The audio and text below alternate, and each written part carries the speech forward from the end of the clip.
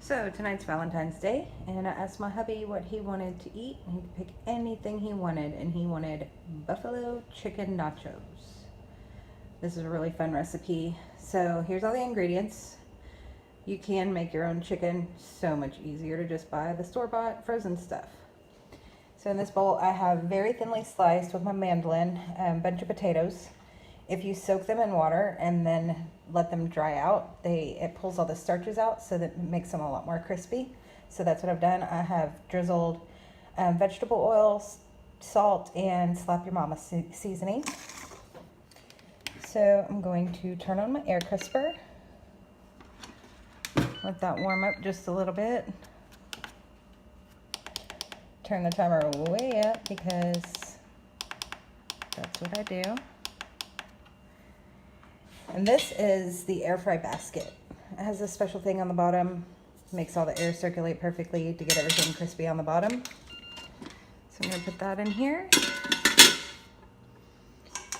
And I'm going to layer some of my chips. You could also just use regular potato chips if you want, or tortilla chips. I just like the homemade chips because it gives it a little more something to hold up the chicken. They're a little thicker. I try to layer them so that they don't overlap each other. And start. So again, I just eyeball it. I check it every 3, 4, 5 minutes. And when they're real crispy, they're ready to go. So I figured out why it took the first batch to take so long. I didn't preheat my foodie. So what you want to do is preheat it several minutes before you do your first batch. And then it won't take 11 minutes for the first ones. Second ones took about 6 minutes. So preheat and then start layering your chips in. I'm doing another batch.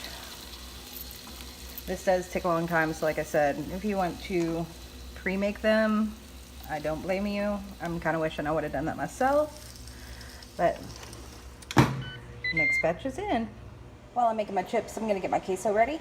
So this is Velveeta, splash of milk, and a can of Rotel.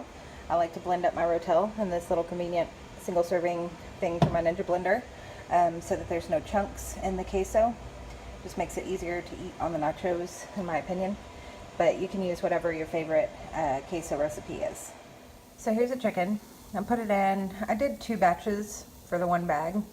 Sprayed it with cooking spray and cooked it until they looked brown. First batch I put in the oven on keep warm just while the other one cooked. And then poured them all together, tossed them around. I'm going to air fry them for another couple of minutes just to get them all nice and toasty. You can cook them in 1 batch, you just have to toss them around a little more often, but it does cook through and they still do get crispy. So a couple more minutes and then we're going to put everything together. Alright, I laid all my chips out, spread them out pretty evenly. And now I'm going to put some queso on. I did make my queso a little thinner than I normally make it when I'm using it just for a dip, just so that it drizzles on a little better. And we like a lot of cheese.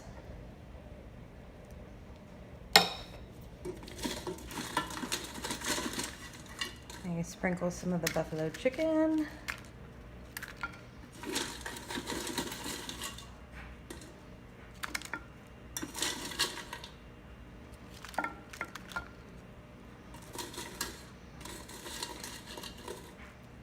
Obviously all of this you can do to your taste. If you want more chicken, add more chicken.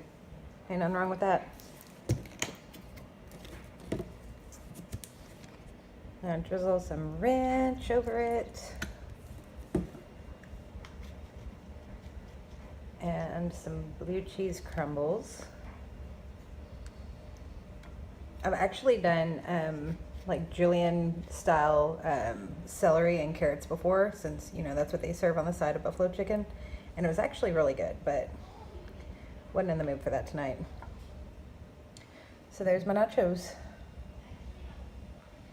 You can add or take away whatever ingredients you want, but this is pretty much the go-to buffalo. Hope y'all enjoyed my video and enjoy those nachos.